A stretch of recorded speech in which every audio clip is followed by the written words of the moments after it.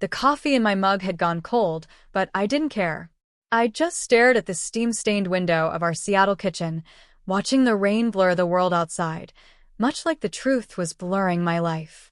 10 years. 3,650 days of building a home with Mark. Or so I thought. It started with a smell, a scent that didn't belong to me. It was the sweet, cloying perfume of vanilla and lilies. My sister, Chloe, had worn that scent since she was 16. "You're working late again?" I asked Mark one Tuesday evening as he loosened his tie. He didn't look at me. He never looked at me anymore. "Project deadline, Sarah. You know how it is," he mumbled, heading straight for the shower. I followed him to the bedroom, my heart thumping a rhythm of dread. Chloe called. She said she was at the office today. "Did you see her?" Mark froze, his hand on the bathroom door handle. His shoulders tensed, a jagged line against his white shirt. "Briefly. She was dropping off some paperwork for her boss." "Why?" "Just wondering," I whispered. She seemed happy. The breaking point didn't happen in a grand explosion.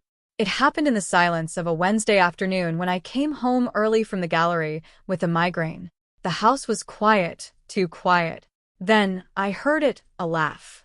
Not a polite, sisterly laugh, but a high, flirtatious giggle that I knew by heart. I walked up the stairs, every step feeling like I was wading through wet cement. The bedroom door was ajar. Through the crack, I saw my life disintegrating. Mark was sitting on the edge of our bed, and Chloe, my baby sister, was running her fingers through his hair. "We have to tell her soon, Marky," Chloe whispered. The nickname turned my stomach. "I can't keep hiding this. Especially not now." "I know," Mark sighed, leaning into her touch. "But Sarah, she's stable. She's the foundation. You're the fire, Chloe. I just don't know how to put out the foundation without the whole house falling on me." I pushed the door open. It hit the wall with a crack that sounded like a gunshot. "The house is already gone, Mark," I said. My voice was eerily calm, the kind of calm that lives at the center of a hurricane. They scrambled apart.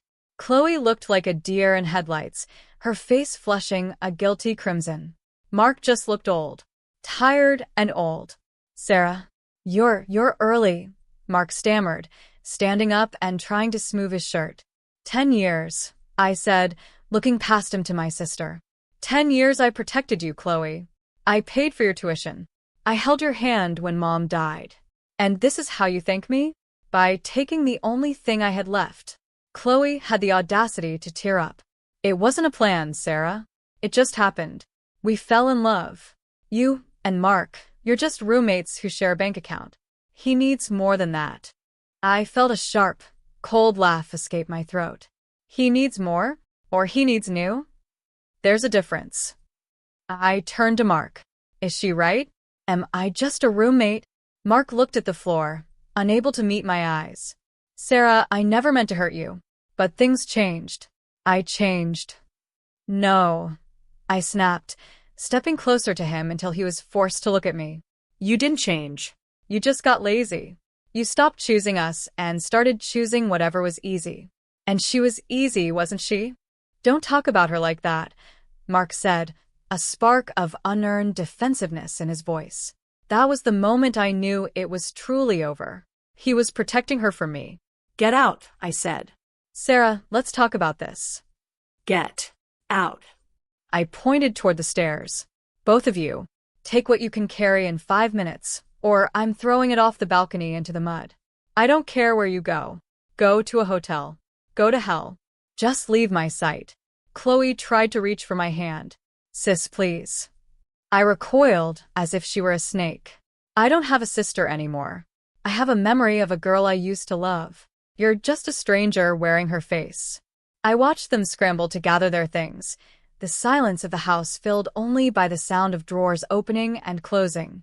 When the front door finally clicked shut, the silence returned, heavier than before. I walked to the kitchen and poured the cold coffee into the sink. My hands were shaking, but for the first time in months, the air in the house felt clean.